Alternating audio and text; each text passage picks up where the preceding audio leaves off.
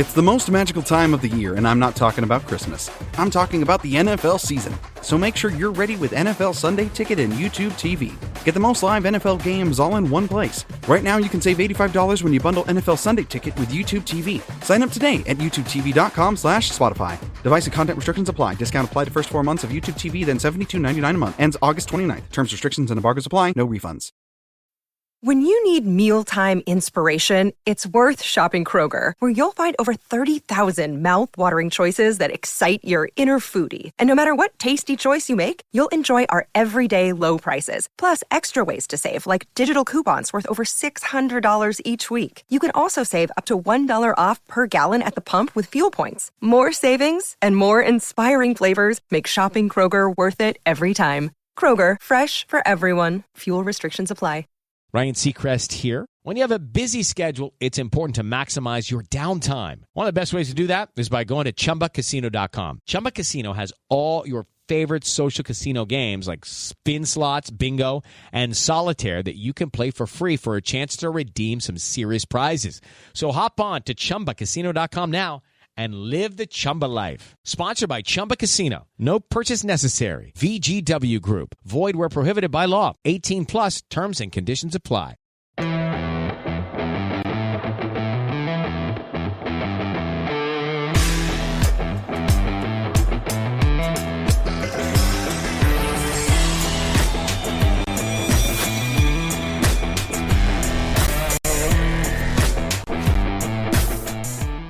Welcome to the chalkboard, my fellow football nerds, for episode number 163 of Chalk Talk. I'm your host, Shane Haff, and you can follow me on Twitter and YouTube at ShaneHaffNFL. And I am joined today by the best co-host in the game. You've heard him on the Tough Cover radio show. It is Mark Henry Jr. Give him a follow on Twitter at MarkHenryJr_. Mark, how are you doing, man? It's been a long time. It's been too long. I got married, went on a honeymoon, went to like 2 bachelor parties and a wedding. It's been an insane month for me over here. So much so I can't find my glasses right now. So for anyone watching on the YouTube, no, I didn't get, no, I can't see magically now. I still wear glasses. But I always say this is a dumb joke to lead off the pod. The irony of not being able to find your glasses is that the glasses would help you find your glasses, but you can't see. But that is very true. So we'll take up a collection at the end of the show to send somebody over to help Mark find his glasses. Yeah, I'm without sight. It's been a while since we've done a show. The Chalk Talk feed went dark because Mark went and got married, went on the honeymoon, and now we're getting back into it as training camps are opening. We're going to run through our typical 4 weeks of divisional previews, but we do need to welcome in a new audience today. If you're watching live, you'll notice up in the top right hand corner of the screen we have the Eagles Pin Pull Network logo, and the Eagles Pin Pull Network is a new network that I'm running that's going to feature 6 weekly shows once we get to the regular season, and Chalk Talk will be one of them. So if you're a longtime Chalk Talk listener, you know what the deal is. You know where to find us. You need to go check out the Eagles Pin Pull Network because that's where these episodes are going to start posting on podcasting platforms. So make sure you subscribe. If you are a Pin Pull Network listener, you've never heard of Chalk Talk. This is our 163rd episode. We've been around for I think this is going into our 4th full season now. And what Mark and I have typically done is each Tuesday, we've gone through a rundown of each game from the NFL slate to catch Eagles fans up on all the other action. And that's similar to what we're going to do. We're going to alter the format a little bit because we're going to be a Monday show for the most part now. And we're going to specifically focus on the other teams in the NFC East, the Cowboys, the Giants, the Commanders, maybe pick a game or two of the week, some other relevant NFC games. But we're really going to start to hone in on supplying Eagles fans with what they need to know about the top competition around the division and around the league. And so we're going to kick that off today by going through an NFC East and NFC North preview. And each of the next 3 weeks, we'll tackle 2 more divisions to give you a full recap and preview of each team in the NFL. And then we'll really get into the meat and bones of the season as we get there. So we're going to start off. Mark, do you want to start off with the NFC East or the NFC North today? Let's go with the East. Let's start it off there. Okay, so we'll start with the NFC East. We're going to run through how each team fared last season, some of their key losses and additions from the offseason, some big questions heading into the season, and we'll talk strength of schedule and over-under predictions. Now, for strength of schedule, there's some different methodologies to use with strength of schedule, and I prefer Warren Sharp's model that takes into account rest disadvantages and over-under win totals rather than previous year's wins. I think it's a more valuable metric. I mean, you look at a team like the Vikings last year who lost Kirk Cousins. Like, clearly, they're probably not going to be as good of a team this year, but the traditional method doesn't capture that. And so if you look at last season using his metrics, of the 15 teams that had the easiest schedules preseason, 11 of those teams had winning records, while only 5 of the teams with the 15 hardest schedules did. So I do think it's a valuable metric. If you hear me reference strength of schedule and it doesn't match with what you've seen, that's why. So you can dig into that more for yourself. Just Google strength of schedule Warren Sharp and you can find it. So let's start out with the team that won the East last year, and it is the Dallas Cowboys. Last season, Dallas went 12-5. They won the NFC East before losing a wild card weekend game to the Green Bay Packers 48-32. And heading into the offseason, there was a lot of talk about the Cowboys being all in this season, and it really didn't play out that way as you went through free agency. And you saw them lose a lot of key players. They lost Dorrance Armstrong, they lost Tyler Biotish, Neville Gallimore, Michael Gallup, Jonathan Hankins, Tony Pollard, and Tyron Smith. And when you look at that, this is a team that lost 2 starting offensive linemen. They lost 2 pass rushers who combined for nearly 700 snaps last season. And they lost their starting running back while they added virtually nothing. I mean, they brought back Ezekiel Elliott coming off a career bad year. They went and got Eric Kendricks. And then everything else was through the draft. Tyler Guyton, Marshawn Nealon, Cooper Beebe. And in the middle of all that, you have the Dak Prescott contract situation looming. He's playing out the final year of a deal, and he has a no tag and no trade clause. So, I mean, if I'm Dak's agent, I'm telling him we're not signing anything. You're going to hit open free agency, and that's what you're thinking. They've got Micah Parsons' contract on the horizon. They have CeeDee Lamb unhappy with his contract. So there's a lot of question marks there heading into the season.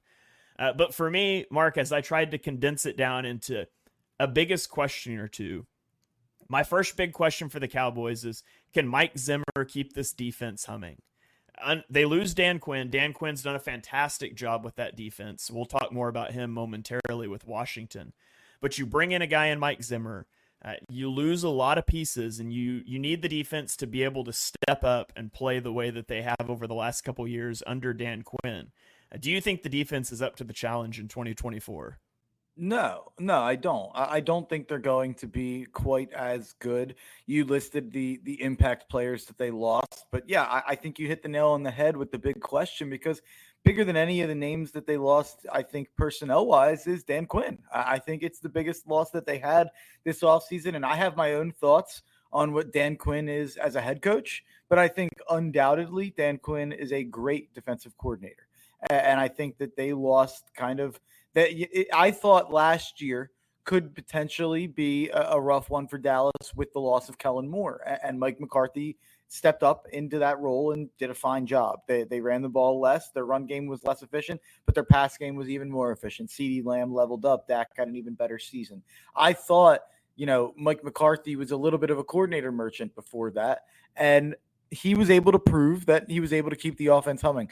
I don't think that they're going to be able to keep the defense humming along the same way, especially inputting a whole new defensive coordinator with a different ideology. I just don't think Mike Zimmer and Dan Quinn are comparable necessarily to what they want to do with the defense. It feels like they're going to have a lot of differences to what they're going to have to change, and a lot of the same pieces. So yeah, they went all in. It's the same team minus players. Like, who are their big ads again? I mean, you mentioned the draft guys, but besides the draft, Ezekiel Elliott. Yeah, they brought Zeke back. Who was it? Eric Kendricks. Yeah. There really is nothing to be excited about. And, I talked about it on my radio show. The reason CeeDee Lamb is good. Sorry to make this fantasy corner. This is for new listeners. I do this thing where I reference fantasy football and then Shane starts to roll his eyes over there. But CeeDee Lamb is going second overall in fantasy drafts this year as the number 1 wide receiver in fantasy drafts. And people look at that, and I've heard a lot of people be like, wow, he's going above Tyreek Hill or Justin Jefferson or whoever you want to throw out there. And the reason is it's not necessarily that he's better than those guys. It's that those guys have other receivers or weapons in their offense. The Dallas Cowboys offense is entirely the CeeDee Lamb show. Brandon Cooks is a joke as a number 2 wide receiver. They don't have anything at running back that tells you that they're going to command a lot of targets out of the backfield. Jake Ferguson is like such a league average tight end. I just not a lot there in Dallas offensively, weapon wise, to get excited about besides CeeDee Lamb. And yeah, they've lost so much talent. They lost the defensive coordinator. They didn't add anything exciting. I think this is a team that falls out of the playoffs. And I know that sounds crazy. And their over-under is, did you say 9.5? 10.5? Yeah. That's an under that I'm really interested in. Yeah, you mentioned fantasy football. We do have Mr. Crockpot in the chat asking for some of your favorite dynasty players from the division as we go along. So you can keep that in the back of your mind. Yeah. But yeah, you mentioned the offense, and that's the other big question for me is Tyler Guyton was their first-round draft pick, and I'm a big Oklahoma guy. Tyler Guyton was on the Eagles' radar, and he was somebody I was vocally on the record about not wanting the Eagles to draft. And it's not because I don't like Tyler Guyton. It's because I think he's pretty raw. Mm-hmm. And it felt like for the Eagles to draft him, people were talking about you play him at right guard and then he takes over for Lane at right tackle. And he's just barely learning how to play right tackle. And that's why I didn't like that idea for the Eagles. Well, in Dallas, he's going to be asked to step in and switch to left tackle, which he hasn't done before. And he does it without the benefit of Jeff Stoutland. So I've got concerns about their offensive line as well. When you look at the strength of schedule metrics, they have the 22nd easiest schedule, so it's a more difficult than average schedule. I've got them under 10.5. I think they're going to be like a fringe wild card team because we're going to get into the NFC North and where I think a lot of these playoff teams are going to come from. Mm-hmm. I'm not going to say they'll miss the playoffs, but I do think that they do not win the NFC East, and I think they're a fringe wild card team when it's all said and done. Yeah, I'd be shocked, honestly, if me and Shane don't have, I'd say, the same 6 playoff teams. And then I think my 7th one will shock Shane when we get to that NFC division next week. But Dallas just misses out for me. I have them at 8 and 9. And I feel, and we're going to talk about this when we get to the Cowboys, the Eagles, the 49ers, but I feel like everyone is assigning this looming doom to the Eagles. And we're talking about Bill Belichick taking over in 2025 in a year that the team has a 10.5 win total. Like, it's crazy to me, some of the conversations that are happening preseason about the Eagles. And I get it. They had a historic collapse, and that's going to force uncomfortable conversations and maybe even stupid conversations. But I think a lot of the impending doom that I think people are labeling the Eagles to potentially have this offseason, like how many articles are Nick Wright going on TV? Like how many people like that have you seen be like, my hot take is I think the Eagles are going to take a step back this year. And it's like so many people are doing that. The teams I'd look at doing that are Dallas and San Francisco. All these impending issues with Dak's contract and when are they going to pay Parsons, and San Fran has all those Ayuk's up for wanting to trade. Trent Williams wants a new contract, but no one's saying this about Dallas and San Fran. No one's worried about them falling apart. Whereas my bold prediction, I guess, I already said Dallas missing the playoffs. One of Dallas or San Fran has the season from hell. That's my bold prediction. All right. Well, there you go. Mr. Crockpot says he has a weird feeling that Washington and Dallas have the same win total in 2024, somewhere around 7 or 8 wins. And so I like that. We'll talk about Washington here in a minute, but you mentioned the Eagles. Let's go ahead and talk about the Eagles. They finished second in the division last year with an 11-6 record. Of course, have the historic late season collapse that culminates in a 32-9 loss on Wild Card weekend to the Tampa Bay Buccaneers. This offseason, they lose Kevin Byard, who they traded for midseason last year. And then they lose 2 franchise cornerstones to retirement in Fletcher Cox and Jason Kelce. They trade Hassan Reddick to the Jets, and they lost DeAndre Swift. But then they go in free agency, and they add Saquon Barkley, Chauncey Gardner-Johnson, Bryce Huff, Devin White, and obviously through the draft, you get Quinyon Mitchell and Cooper DeJean. So my big question for the Eagles is, can they shake off that late season collapse, and can they start the season strong under not just a new defensive coordinator, but you've got a new offensive coordinator as well. And along with that, because, Vic Fangio, the Eagles have run Fangio-inspired defenses the last few years. Now, I think there's a sizable upgrade here, but it's a similar defense. But is Jalen Hurts up to running the Kellen Moore offense that features under center? It features motion. It puts a lot more stress on a quarterback to make correct pre- and post-snap reads. And there's a lot of positives that come with that offense, but there's no denying that Kellen Moore has worked with two extremely cerebral quarterbacks over the last several years in Dak Prescott and Justin Herbert. And so there's going to be a lot on Jalen Hurts played. And so are they going to be able to get up and running and shake off that late season slump? What are your thoughts on the Eagles headed into this season? It's maybe I'm overconfident. I really do think I am, because I talk to other people, other Eagles fans, other Eagles, bloggers, whatever you want to say, on my radio show, or other people at my radio station. And no, everyone else seems really worried about this season, and they're kind of walking on eggshells. I look at each position group and I'm like, where am I nervous? And I look and I compare these position groups to your contemporaries in the NFC, and I'm asking, who is supposed to be making me terrified that they're way better than us? Because I'm obviously much higher on Jalen Hurts than I think what consensus has become.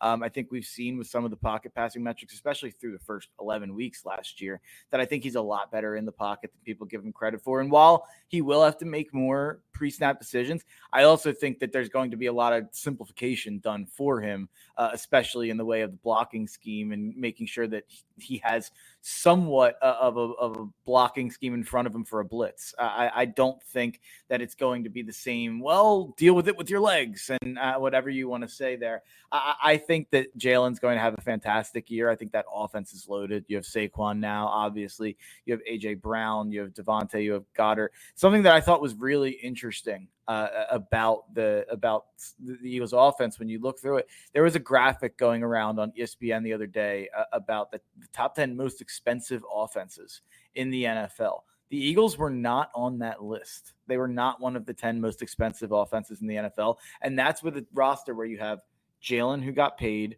Saquon, who got paid, AJ got paid, Devontae got paid, Goddard got paid, Mailata got paid, Lane is paid, Dickerson's paid, and then you have the Juergens on a rookie deal and whoever's playing right guard on a cheap deals. But that's just a credit to Howie to building out the offense the way that I don't think any of us are all that nervous. Obviously, there's some adjustments that have to be made, but I think the Saquon addition, the coordinator hire, makes you feel great about the offense. And yet Dives is chiming in about things he's worried about on the defense. I wouldn't worry about depth on the defensive tackle. Am I wrong there, Shane? I think you have obviously Jordan Davis, who's hopefully stepping into a run-stuffing role. Everyone knows kind of our debates about Jordan Davis, but I think there's no doubt that he's at least useful in the role that they use him in. You have Jalen Carter, who I think is only going to get better. You have Milton Williams, obviously, but who else? Maybe you're only 3 deep at defensive tackle, but I think as Eagles fans, there's a chance we're a little bit too addicted to rotating defensive linemen. I think a lot of other teams, you watch them and they're not necessarily rotating 8 guys in the way we do and rotating so often at defensive tackle. Maybe that means Jalen Carter's playing more snaps than we think. Maybe it means Milton Williams is playing more snaps than we think. Obviously, I think Davis probably has some limitations to how many snaps he can play, but I wouldn't worry too much about depth at defensive tackle. And yeah, the linebacker group is the group to be worried about, but I guess I just ignore that as an Eagles fan because that's been our entire lives. Yeah, I mean, they have Moro Ajomo, Milton Williams, but one of my questions was, have the Eagles lost their edge in the trenches? Because you lose Jason Kelce on the offensive side of the ball, and that necessitates your right guard now moving to center, and you've got to plug in a new right guard, and you lose Fletcher Cox, and you lose Hassan Reddick, and so you're projecting Bryce Huff to come in. And so there's certainly some question marks. There's question marks about, did they do enough to address the back 7 of the defense? Because all the time rookie cornerbacks come in and struggle, and Darius Slay is a year older. And so I think there's definitely questions, but I think that Eagles fans are very close to the team and don't realize that type of nitpicky questions are all over the NFL. And so yeah. I think they get a little too tunnel visioned on their one team and don't realize over a wide swath of the league, every team has some sort of question marks. And when you look at what the Eagles did this offseason, I like it. I like the early reports out of training camp concerning Jalen Hurts and him processing the offense. And obviously we'll see down the road. But when you look at their schedule, they have the 9th easiest schedule, so a fairly favorable schedule. They finally get into some normal game. No, they don't have 5 Thursday night / Monday night games this year, whatever ridiculousness it was last year. And so their over under is at 10.5. And I've got the over on this one. And I don't think this is a slide over. Like, I think picking 12 wins for this team is pretty reasonable. It's definitely my favorite over under in the division. Yeah, I agree with that. I don't know. Dallas under 10.5 or Eagles over 10.5 is probably close for me. I think they're about the same because I think I have them both 2.5 wins over. I have the Eagles at 13 wins. That could be 12 pretty easily, but yeah, I think they're the best team in the NFC. I think they have the least questions, and like you said, there are questions, but that's every team in the NFL has those types of questions. And I'm more confident in the DBs than I think most people are. I think at the very least, they have a lot of options. They're not lacking of options like I think they have been in years past. There is at least some depth there that you can grasp onto. So that's where I'm kind of relying on. I'd be shocked if both of the rookie DBs didn't make an impact. I think one of them will be able to step in and make an impact, if not at the beginning of the season, throughout the season. So I feel really good about this Eagles team, and I think they're one of the contenders to win the NFC. All right, a quick comment here from Quentin on YouTube says that he watched Sirianni's presser, said that Hurts is doing very well, which, of course, I'd kind of expect that. I'd take Coach speak with a grain of salt, but we will have Brandon Lee Gouton on the show tomorrow on mine and Johnny's show. He's been at training camp, so we'll get some thoughts from him. So you guys can tune in then when we get a chance to talk to Brandon about what he's seen at practices. But let's keep the ball rolling here. Let's go to the third place team last year, a team that came off of a pretty, I guess now we know fluky, but an impressive 2022 season with Brian Daboll, and then really tanked in 2023. It's the New York Giants. They went 6-11, and of course, they went through multiple quarterbacks. Daniel Jones didn't look good, got injured. Tyrod Taylor, you had the Danny DeVito thing, all that Tommy stuff. DeVito. Danny DeVito. It's always funny in Philadelphia. I knew that was wrong when I said it, but then I was like, wait, what was the name? And I couldn't think of it. But Tommy DeVito. So they have some big losses. Obviously, they lose Darren Waller to retirement. They lose Saquon Barkley to Philadelphia. And they lost Xavier McKinney, who we're going to talk about as a big addition for an NFC North team here in a minute. So they have some big losses. They also went out and made the splashy play, trading for Brian Burns, giving him a massive contract. They also got Jalen Mills in free agency, Devin Singletary, Jermaine Illuminor, and John Runyon. And then in the draft, they got Malik Neighbors and Tyler Nubin. So my big question for the Giants is, are those additions to the support cast? Both, Illuminor and Runyon on the offensive line. You've got Malik Neighbors that you bring in. Is that enough to prop up Daniel Jones? Because I think we know what Daniel Jones is at this point, and it's not a quarterback that you should hitch your franchise to, but that's where they are for the next year. And so are they going to be able to do enough? And then, alongside that is, will passing on J.J. McCarthy come back to haunt the Giants? So what are your thoughts about the Giants offense and then about the team as a whole? I'm starting more than ever to think that you shouldn't draft your quarterback until you have your roster somewhat figured out. We'll talk about it when we get to the AFC East. I'm pretty nervous for Drake May. So I don't think that they'll regret passing on JJ, because I don't think this team's anywhere near ready to take advantage of the QB window that you get when you have a rookie quarterback. But I think they're going to be bad at quarterback this year for sure. I think their best play is probably waiting until next year. And I think they're going to be very bad. I think they're going to have a top 5 pick. And I think they're in the running for worst rosters in the NFL. Now I struggle because I am starting, I predicted them for 3 wins. They're one of the worst teams in the league, in my opinion. I think it's Carolina. I think it's them. I actually think you could make an argument Tennessee is going to be in that conversation this year. But the one thing I struggle with is that they went 6-11 last year with everything that went wrong. And you had Daniel Jones go out. You were playing Tommy DeVito and all that. You had Tyrod. Is Brian Daboll just a good enough coach that they are going to win 5 or 6 games and they can't get a top 5 pick? Or is the roster bad enough now that they'll bottom out and maybe cost Dable his job, cost Joe Shane his job? I will say the one thing is anyone watching anything revolving around this Hard Knocks offseason show involving the Giants, I think feels a lot worse about the Giants organization, because I wouldn't say it's the most confidence-inspiring stuff from their GM about their quarterback and about everything going on with their team. And they keep saying, could anyone win behind this offensive line? Could anyone do anything with this team? And it's like, that's the team you put together, dude. Like, I don't know. So I think that the Giants are in some serious trouble, at least for the next 1 to 2 years while they get out under this Daniel Jones contract. Yeah, I don't think the Giants are not in a good spot for sure. However, I still think Brian Dable is a good coach. And I think we saw in 2022 that he was able to get the most out of Daniel Jones, which is still not a quarterback that you want. We're able to run an offense. Now, a big part of that was Saquon Barkley, who is gone now. And also a big part of it was an extremely low depth of target. They did not push the ball downfield. But if Daniel Jones,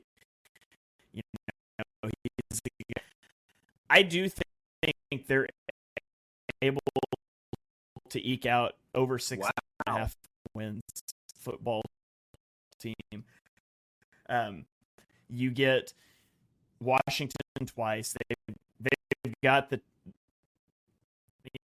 easiest, but you go and look at the games. I think they can get to 7 wins. I don't season. I think the roster is still bad, but you have coordinators. You get Shane Bowen in the building, which I'm not sure that stops the bleeding, but Dable. I think Brian Dable will be able to do enough to get, which brings me back to the JJ thing, because I don't think they're going to have a top 4 or 5 pick. And so I think they're back in a position of needing to trade a lot to get up if that's what they want to do. So I'm not optimistic about the Giants by any stretch of the imagination, but I do think they'll be good enough to not have that top 3 or 4. I'd be shocked if they went over 6.5. I really just don't see the talent. But yeah, I get it, because like you said, we saw what they did last year. They got a lot out of nothing. They won 6 games. It felt like that was the worst possible scenario in a lot of ways. But I just look at this roster. I've never been a Devin Singletary guy. It feels like they have 5 of the same wide receiver. I'm not as high on Malik Neighbors as I think a lot of people are in terms of him stepping in and being like a wide receiver 1 right away on an NFL team. I don't know if I see that. I think he's going to take the top off the defense. I don't know if anyone can get it over the defense, I guess, to Malik Neighbors. That's fair.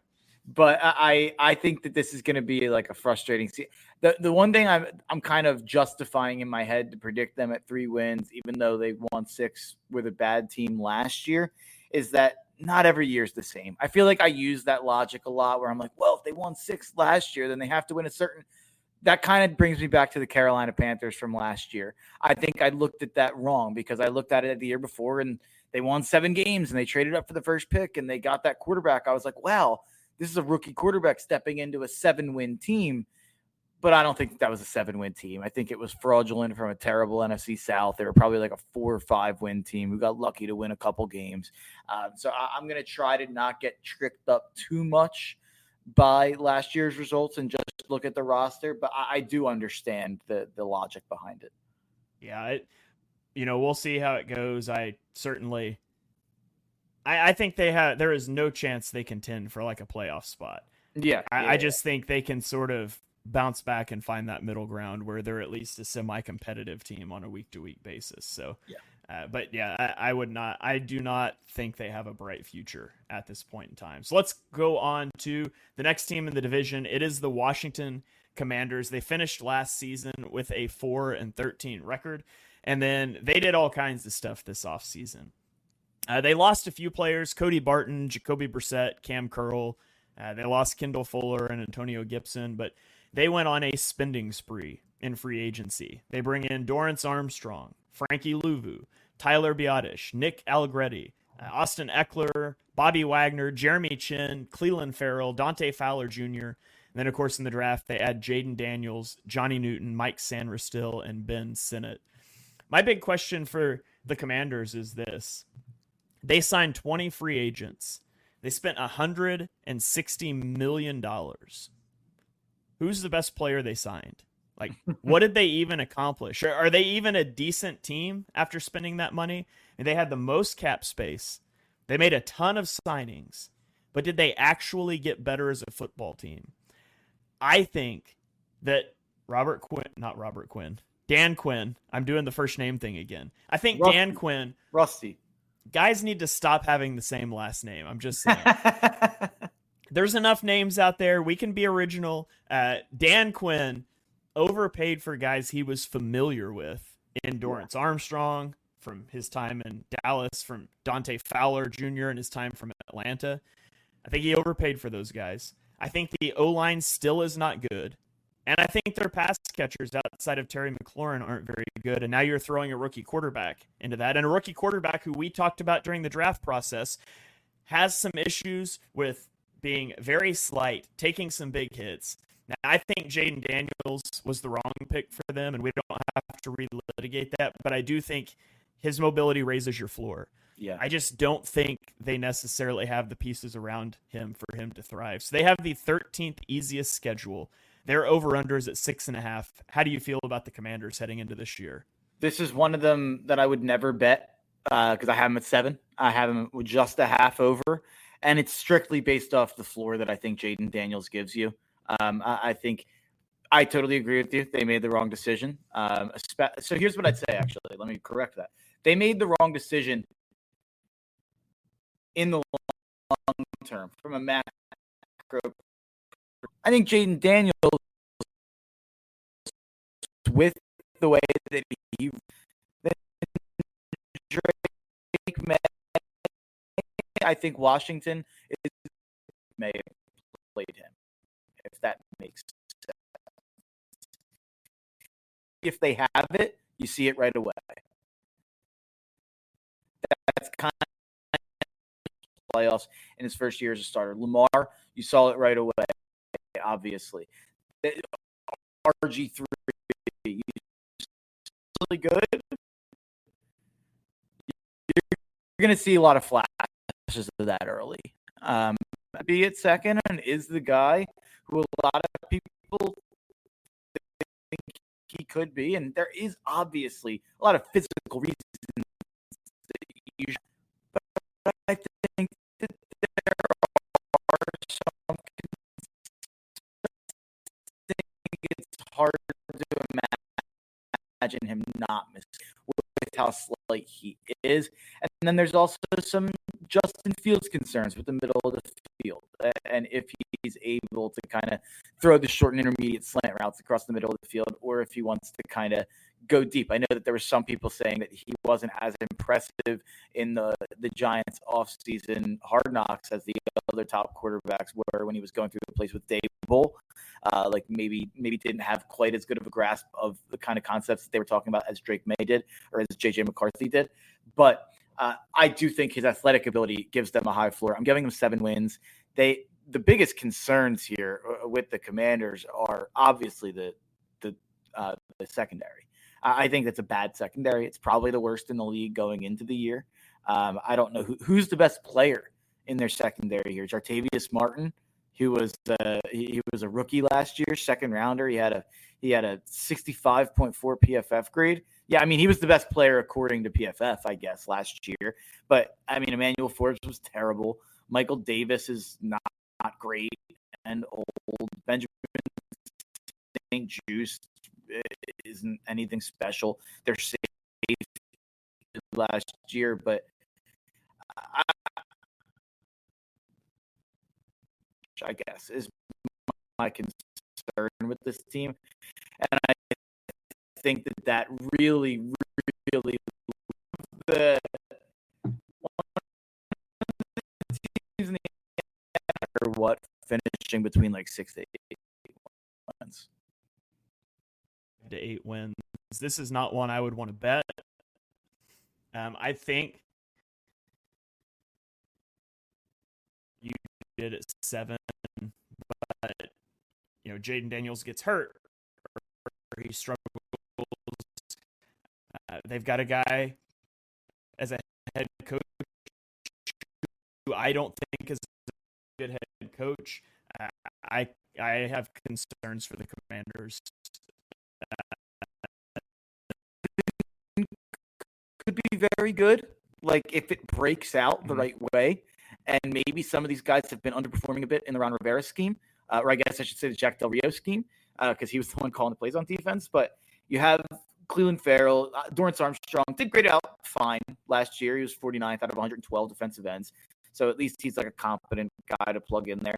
Deron Payne and Jonathan Allen both graded out as average D tackles last year. I think we both think they're both better than that, right? So yeah, absolutely. If they step into being the really solid to very good players that they are, you have Frankie Louvu, Bobby Wagner, Jamin Davis at linebacker. That's at least guys. And they drafted Johnny Newton, who we both liked. Yeah. I missed Johnny Newton actually. Yeah, I missed Johnny Newton. That's a good ad. That's a really good ad as well at the defensive tackle position, which they're already rich at. But yeah, I do think the front seven could be very good. But the question is, can it be good with how bad that secondary is? Does it even matter if the front seven's good? Because I really do think it's the worst secondary in football. Yeah.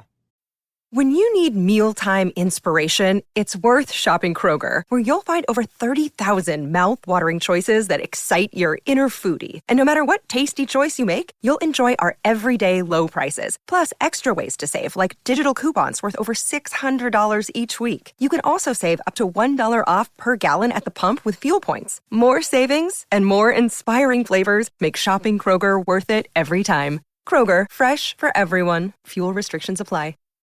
All right, well, let's flip over to our other division that we're talking about today. It's the Detroit Lions, who won the division last year. They had on a Super Bowl trip to the San Francisco. They beat the Bucs 31-23, followed with 49. They lose Chauncey Gardner-Johnson, who missed a lot of the season anyways with injury, but they lose him nevertheless. They lose Jonah Jackson, lose Ben Johnson, which is huge for this team. In the offseason, they added Marcus Davenport, Carlton Davis, DJ Reader, Kevin Zeitler, Terrion Arnold, and Ennis Rakestraw Jr. My big question for the Lions is, will the heavy investment into the pass defense pay off? They were ranked 20. It really feels as the season went along, their offense was on fire, and it had to be because the defense was horrendous. Is it going to pay off? Can the defense become average this year? Because if so, and if the offense retains its firepower, they should be right back where they were last season. So they have the 21st easiest strength of schedule. Their over-under is also at 10.5. What do you make of the Lions heading into this season? 10.5 is a number I would not want to bet for sure. I think they're a 10 or 11 win team. Here's what I'd say. The one question that I'll ask about the secondary, and the numbers are bad. How much of that is impacted by being one of the more aggressive passing teams and one of the most high-scoring teams, that you're going down the field so fast, you're getting up in games so fast, a lot of games you're winning and you're up in games? I think some of those numbers are probably impacted by the fact that teams had to throw and teams were behind. So teams were throwing and throwing and throwing. Now, were they really good in the secondary? No. Chauncey Gardner-Johnson was hurt. But Brian Branch had a really good year last year in the secondary for them. Melifonwu finished top 10 among safeties if you look at the PFF grade. So I think some of the issues that they have in the secondary, I don't know if they're necessarily personnel driven, and I do like what they did by going out and getting Terrion Arnold and to a lesser degree Ennis Rakestraw. I wasn't as sold on Rakestraw as a lot of people were. I love Arnold, obviously. But my question is, if some of those problems are not just simply like ideological with how they play offense with the Ben Johnson scheme and with how Aaron Glenn coaches defense, and kind of is aggressive with blitzing and things like that. So that would be my one question, if how much of it is personnel driven and we're just supposed to assume they got the secondary all better and that'll fix their one problem, or if it's a little bit because of how they play. Yeah, I mean, you can look there's a bit of a which came first, the chicken or the egg there. Is the offense really good because the defense stinks? Does the defensive numbers look bad because the offense puts up so many points and so fast? If you look at like DVOA, which tries to take out some of that situationality, they were like 23rd in DVOA pass defense last year. So maybe not as bad as some of the other numbers, but still a below average unit. You look at this team this year, and I really don't feel like they lost a lot. I mean, losing Chauncey Gardner-Johnson would be big, except for the fact that he didn't really play for them last year. He was injured most of the season. You lose Jonah Jackson, but you plug in Kevin Zeitler. And so it feels like they had answers. And obviously keeping Ben Johnson was the biggest thing in this whole deal. For me, it's just seeing the division around them too. Like, it's so hard to be on the cusp and fall short and then get back there. And I remember Dan Campbell talking about that last year. He said he told his players in the locker room, like, we might never be here again, which is not usually what you say in that situation, but that's Dan Campbell, and he's just a little different kind of guy. And the players certainly are bought into his system and believe in him. Ben Johnson's bought in because he came back, because he said he has unfinished business.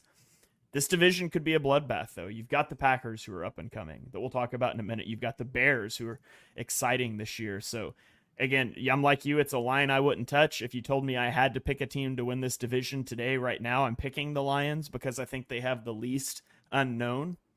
It would not shock me if 3 teams make the playoffs out of the NFC North, though. I have 3 teams predicted to make the playoffs out of the NFC North. And I have them I have Green Bay and Detroit both at 11 wins. When I went through it, Green Bay got the nod for whatever reason with the playoff predictor. The tiebreakers. The playoff predictors website, by the way, is a nerdy website out there for people who want to go through and pick all the games and see what your schedule or see what your what every record looks like for you. You can do it for college football as well. I'm a super nerd, so I like doing that stuff. But I ended with the Packers at 11 wins, the Lions at 11 wins, and the Bears at 10 wins. So I totally agree with you. These are 3 playoff teams, in my opinion. And the only reason that I think you mentioned the Lions didn't lose a lot. They have Ben Johnson. They have Aaron Glenn coming back. That, obviously pretty much all the stars, all the young guys are back. And I think we were both really impressed when we went through our expansion kind of draft program that we do, where we protect 4 guys on each side of the ball and then a wild card for each team. We were both impressed with the Lions roster with who do we throw back? And we felt like no matter what, we were throwing back a really quality player. But the problem with that is I think every other team in their division is going to be better than they were last year, or at least the Vikings will be better than they were for the last 3 quarters of the year without Kirk Cousins. So each team is going to be better than they were that last year. And I don't know if Detroit is that much better or if they're kind of the same. And I think kind of the same will naturally lead to them regressing just a little bit because of how much better the rest of their division is. So I'm going with 11 wins. They could very easily win 12 and win this division. I would not be surprised. They have so much talent, so much young talent too. So regardless of what I think of Detroit this year, I think they're a near lock to make the playoffs. I have them making it at 11 wins. This is a team that will be around as a contender, I think, for the foreseeable future with the amount of young talent they have. And as for, I guess, for as long as Jared Goff allows, if there becomes a time where the quarterback becomes more of a problem because they don't have as much talent around him, maybe then they won't be a contender. But I think it's not like he's going to get old anytime soon. I think he'll probably be the same guy he's been. So I think the Lions will be here in this conversation for a long time. Yeah. Okay, well, let's go on to the upstart team in the division. It's the Green Bay Packers, and you mentioned them. We talked about them a lot last season. Last year when we did this, I picked them to win this division, and that looked really stupid the first half of the year when they were dreadful, and then when they came on, man, they were fun to watch. But they end their season 9-8. They beat Dallas 48-32 on Wild Card Weekend before losing narrowly to the 49ers 24-21, and obviously, the tail of the second half of the season was the emergence of Jordan Love, the guy who now has the highest quarterback contract in the NFL as of a couple of days ago. And we'll talk more about him in the offense in a minute. But so that you look at their losses, they lose David Bakhtiari, who was sort of a part-time player for them given his health at this point in his career. You lose Devondre Campbell, Aaron Jones, John Runyon, and Darnell Savage. But then they added Josh Jacobs, Xavier McKinney, and then in the draft, Jordan Morgan and Edgerrin Cooper. My big question for this team is, can the offense pick up where it left off last season? They were the youngest team to make the playoffs. And from week 12 on, they ranked second in EPA per play.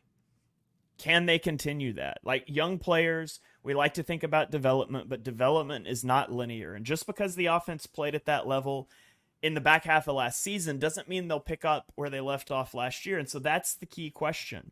They bring in Josh Jacobs, who had a less than stellar, shall we say, 2023. In 2022, he leads the league in rushing yards, but in 2023, he had less than half of his yardage total from the year before and only 3.5 yards per carry with the Raiders. And so there's a lot of question marks still, I think, about the offense. I don't think anybody on the offense has proven themselves long-term obviously you're gambling on the Jordan Love contract because that's the cost of doing business. But you look at the receivers, there's a lot of potential. There's not like a surefire 1A alpha dog guy. So what are your thoughts about this offense, about the team as a whole as they head into this season? They have a little bit of the Jacksonville Jaguars syndrome where it's like a lot of fine players on offense, but no one that gets you really excited outside of the quarterback. I think Love's better than Lawrence as of right now, but it feels like you look at the Packers roster on offense and the Jags roster on offense, from running back to receiver to tight end to O-line, and you're kind of like, yeah, these are probably all starters, but you're not really excited about any of it. What I'd say is the reason for how optimistic I am about the Packers. I think they have the best coach in this division. I think LaFleur showed how good of a coach he was down the stretch last year when he really got going with Jordan Love. I think that despite not having the guy at wide receiver, they have a lot of options. They have Jaden Reed, who I'm really high on, really stepped into a nice role. Dontavion Wicks, who is their number 3 wide receiver. He actually finished as the number 26 receiver, according to PFF last year. Romeo Doubs is their number 4 receiver. He's pretty solid, I think. Christian Watson is the interesting one, and he's the guy with the upside, probably. Jaden Reed's probably their guy that they're going to rely on the most, but if Christian Watson pops, he's got the physical tools to be a true wide receiver 1, and if he's able to stay healthy and he's able to reach the upside that they drafted him for a couple of years ago, then I think maybe Christian Watson is the guy who kind of levels this offense up. But I think Jordan Love's just going to level this offense up by himself because I think he's a truly elite quarterback. I think he's on that top 5 to 7 path, and I think he's just going to continue to get better. And the reason outside of Jordan Love, because there has to be a reason outside of just the quarterback and the head coach, outside of the surface level, they did replace their defensive coordinator. Was it Joe Barry, I think. Joe Barry. I don't know why I was thinking Joel Barry, but Joe Barry, they got rid of him, and they replaced him with Jeff Hafley, who was the Boston College head coach, which is an interesting move. I can't pretend like I know a ton about what he's planning to do scheme-wise defensively, but I think any breath of fresh air there is probably a good idea because they hadn't been good on defense in a very long time, and he had been there for a long time. They've got a lot of names, and one guy that I wanted to talk about with the Giants and kind of zoomed by and forgot, because a lot of focus has been paid to the Giants losing their best offensive player in Saquon Barkley. I think you could make a case that the Giants lost their best defensive player and the best player on their roster, because I think he's a better player than Saquon is, in Xavier McKinney. Obviously, a lot of Eagles fans wanted Saquon from the Giants, and he was the Giant they were focused on. The Giant I was focused on the Eagles wanting to sign was Xavier McKinney, and the Packers, we were apparently in on it until the very last minute, and the Packers beat us with a huge offer. He's now the highest paid safety in the NFL. And by the way, I think that's deserved. I think he's one of the 3 to 4 best safeties in the league, and I think that gives them now their best player on defense, even better than Jair Alexander, even better than a lot of the other guys on their defense. I think are just very good to solid, like Rashawn Gary, really solid. Preston Smith, really solid. Lucas Van Ness, I think, is developing into a solid player. Devontae Wyatt, same. Kenny Clark's very good, so that's another very good guy. I think there's a chance this defense, I don't know enough about Hafley to make this prediction. I think there's a chance this defense is a lot better than we think. Yeah, they should be under Hafley, moving from an odd front defense to an even front defense. So we'll see if that goes smoothly. They have the 19th easiest strength of schedule. Their over-under is at 10.5.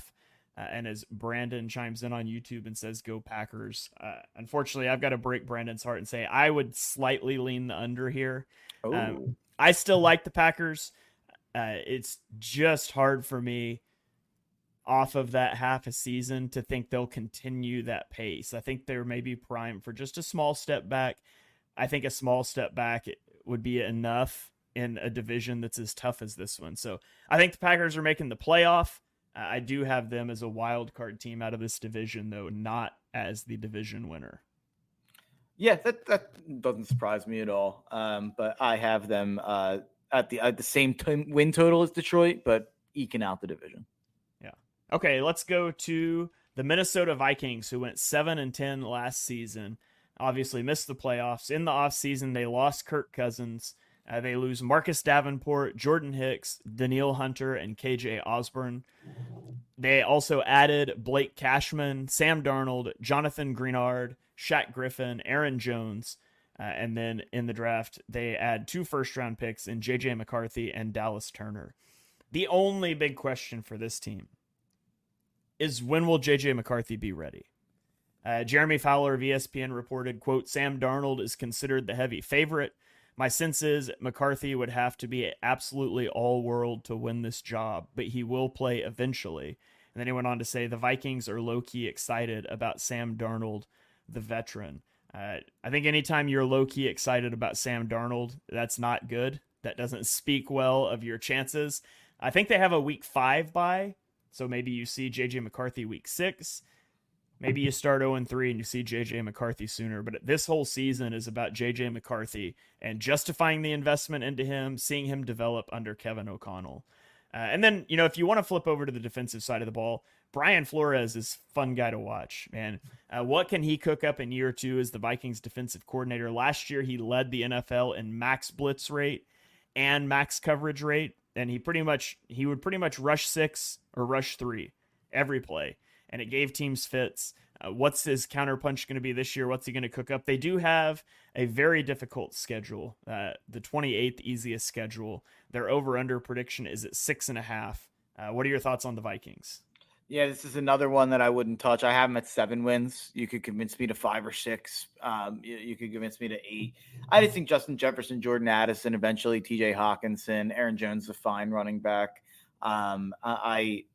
I think that it's going to be hard for whatever quarterback they play to look too bad. I'm not a Sam Darnold guy, and I'm not a J.J. McCarthy guy, but I do think Kevin O'Connell is one of the best coaches in the NFL, at least on the offensive side of the ball. So not too much to say on the Vikings, to be honest, outside of just wait and see on quarterback. What I will say is Justin Jefferson should be the 3rd player off the board in fantasy football. Look at how he did at the end of last year with Nick Mullins. Man, he's quarterback proof. So I think Justin Jefferson's going to give you a lot of points in fantasy, no matter who is playing quarterback, Darnold or JJ. Yeah, I agree with that. And as we move on to the Bears here, Brandon chimes in and says the Bears will do better than the Vikings and wins. That's something I absolutely agree with. I think Definitely. You agree with as well. Did you go under the 6.5? This isn't one I would touch, but if you make me pick it, I'll take under 6.5. I think that you talk about Sam Darnold and I'm out. Yes. I wasn't the biggest J.J. McCarthy guy either, and I'm always scared. Pretty much I don't want to touch over-unders for teams with rookie quarterbacks because you just never know what you're going to get. But yeah, I would probably take that under as well. So moving on to the Bears, who also went 7-10 last season. They really only lost Darnell Mooney. I mean, they lost Justin Fields, but that doesn't matter. But they added a lot this offseason. They added Keenan Allen. They get Kevin Byard, DeAndre Swift, Jalen Johnson, and then the duo of Caleb Williams and Rome Odunze. They get another guy that we liked on day 2 in Kyron Amagaji, the tackle out of Yale. My big question for the Bears, and this tells you where I'm at with the Bears, but will Caleb Williams become the first 4,000-yard passer in Bears history as a rookie? The current record was set by Eric Kramer in 1995 at 3,838. I legitimately think that Caleb Williams has a good shot to go be a 4,000-yard passer as a rookie. He's got a better supporting cast than Justin Fields ever had. He's got a better offensive coordinator in Shane Waldron versus Luke Getsy that Justin Fields had. I'm very optimistic about this Bears offense. What are your thoughts on the Bears heading into 2024? Yeah, I mean, it'd be hard not to be optimistic about this Bears offense. I am extremely high on Caleb Williams. I think he's a generational talent. I think he's a special quarterback prospect, who I think is going to be really good right away.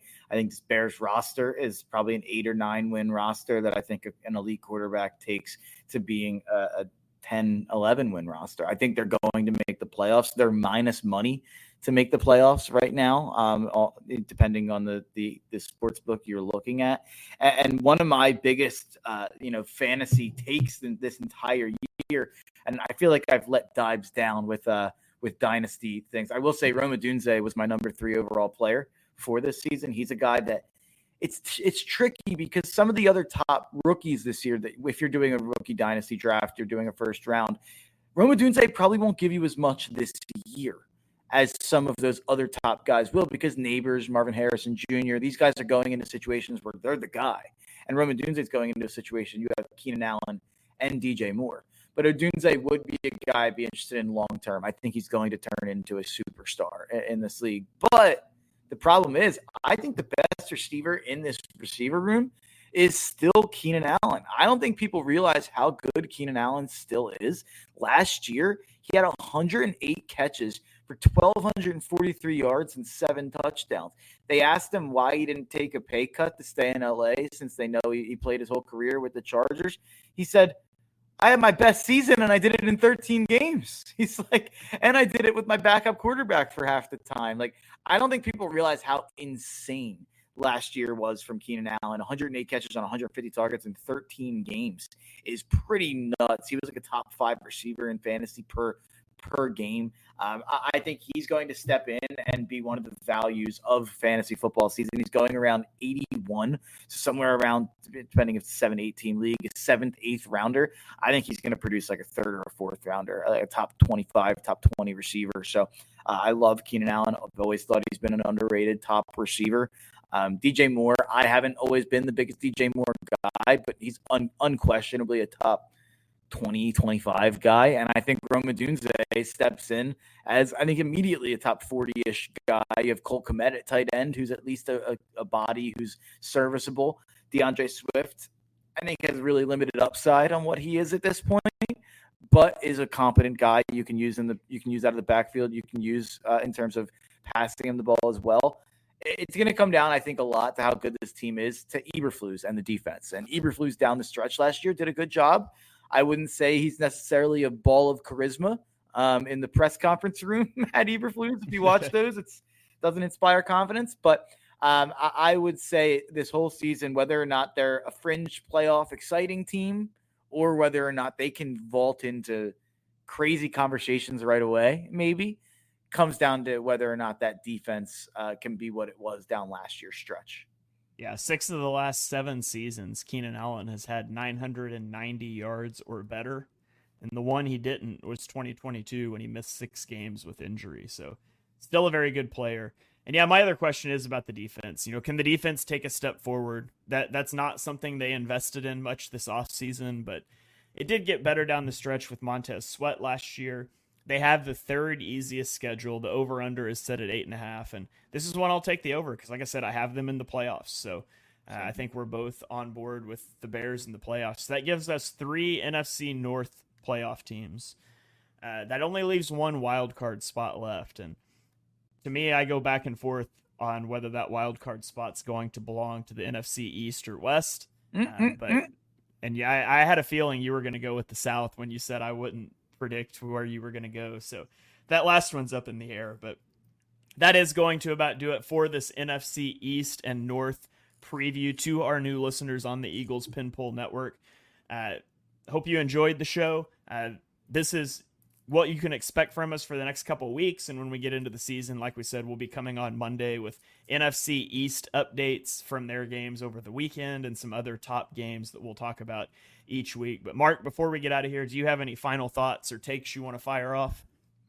Any final thoughts? Okay, I got a final thought. It's a fantasy. I feel like I've been a heavy fantasy show for me, but I don't know if you know this, Shane. We're 2 days away from what I like to officially call the national month of fantasy draft awareness, because August is the month that everyone's doing their fantasy drafts. Everyone's getting their cramming for their research done, and I'm just here to help people who are willing to do it 2 days ahead in July. So I unleashed the take the other day when on my radio show.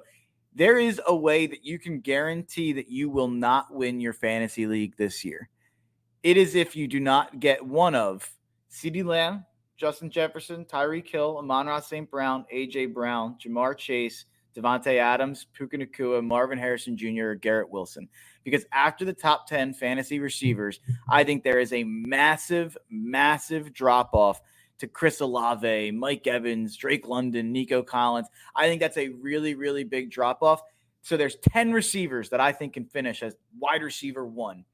There's going to be 12 teams in your league. Don't be one of those 2 teams that doesn't have someone who can finish as wide receiver 1 in the entire NFL. So my take is do whatever it takes to get one of those 10 wide receivers on your fantasy team. There you go. Wide receivers matter. You heard it here first. Thank you guys for joining us for episode number 163 of Chalk Talk. If you enjoy what you heard on the show, and we know that you do, smash that subscribe button and turn on notifications so you don't miss our next episode. Drop us a 5-star rating wherever you stream your podcasts. You can follow us on Twitter. I'm at Shane Half NFL. He is at Mark Henry Jr., and we will catch you guys next time.